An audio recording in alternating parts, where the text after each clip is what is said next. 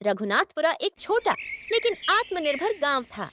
गांव के लोग खेतों में मेहनत करते, अपने जानवरों से दूध निकालते और सादा जीवन जीते। यहाँ न तो कोई ज्यादा व्यापार की जरूरत होती थी, न ही शहर का मोह। खेती, कपड़ा, दूध, दही सब कुछ गांव में ही पैदा होता था। इसी गांव की चर्चा एक दिन शहर में रहने वाले सागर बनिया के कानों तक पहुंची। सागर की दुकान शहर में थी, लेकिन वहां उसका कारोबार डूबने की कगार पर था। एक दिन जब वह अपनी दुकान के बाहर बैठा था, कुछ लोग रघुनाथपुरा के बारे में बातें कर रहे थे। रघुनाथपुरा गांव तो बहुत समृद्ध है। लोग वहां कुछ भी बाहर से नहीं खरीदते। सागर की आंखों में चमक आ गई।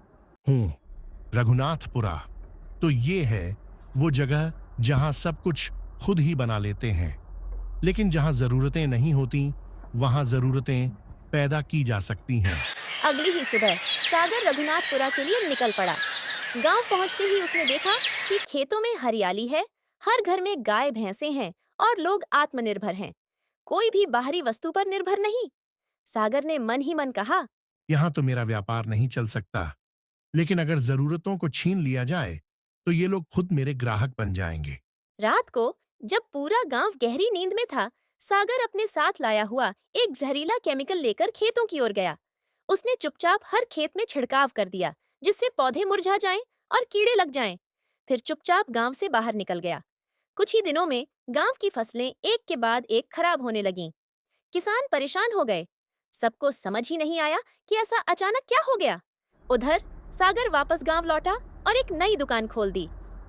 सागर जनरल स्टोर, शहर से सीधा सामान। गांव में हलचल मच गई। देखो, एक नई दुकान खुली है। शायद अब यहीं से सामान लेना पड़ेगा। घर में अनाज तो बचा नहीं।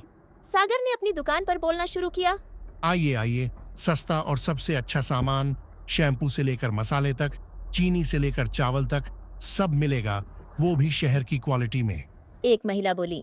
भैया 5 किलो आटा और 2 किलो चीनी तोल दो।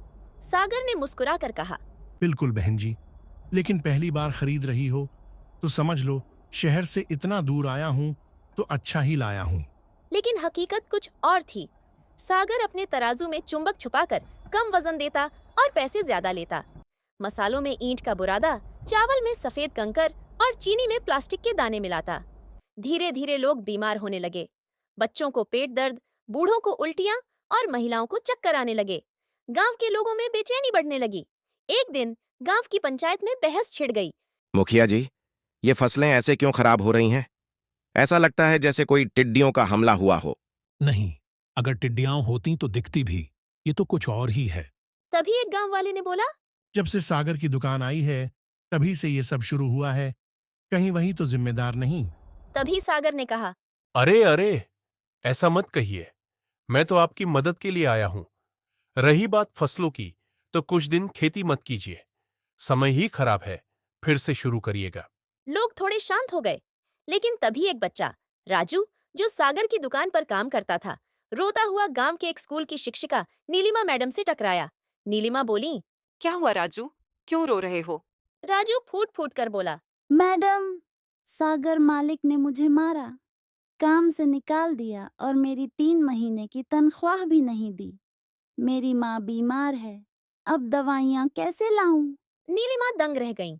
तुम तो अभी बच्चे हो, ये तो बाल मजदूरी है। चलो मेरे साथ, पुलिस स्टेशन चलते हैं। पुलिस स्टेशन में इंस्पेक्टर से शिकायत की, लेकिन इंस्पेक्टर ने भी मामला टाल दिया। अचानक उसी वक्त एक महिला अपने पति के साथ वहां आई और चिल्लाई, साहब, मेरे बेटे को अस्पताल में भर्ती कराना पड़ा। सागर बनिए की दुकान से लाया सामान जहरीला निकला। उसके खाने से हालत खराब हो गई। अब और गांव वाले भी जुट गए और आवाज उठाने लगे। पुलिस इंस्पेक्टर को सच्चाई दिखने लगी और वो सागर की दुकान पर छापा मारने पहुंचा। सागर घबराया। साहब, अंदर आइए ना, बात कर लीजिए। वह इंस्पेक्टर को रिश्वत देने की कोशिश करता है, लेकिन इस बार इंस्पेक्टर का चेहरा कठोर था। अब बहुत हो गया, तुमने गांव को बीमार कर दिया। दुकान की तलाशी में क्या निकला? मसालों में रंग, चावल में कंकर, चुंबक वाला तराजू, एक्सपायर्ड शैम्पू। तभी इंस्पेक्टर चिल्लाया, हवलदार, इसे गिरफ्तार करो। बाल मजदूरी, मिलावट, धोखाधड़ी, सबका मुकदमा चलेगा। सागर को हथकड़ी लगाई गई। गांव के लोगों ने राहत की सांस ली। सागर बनिया का लालच उसके लिए अभिशाप बन गया। उसने गांव वालों की मेहनत का फायदा उठाया, लेकिन कर्मों का फल अंत में हर किसी को मिलता है।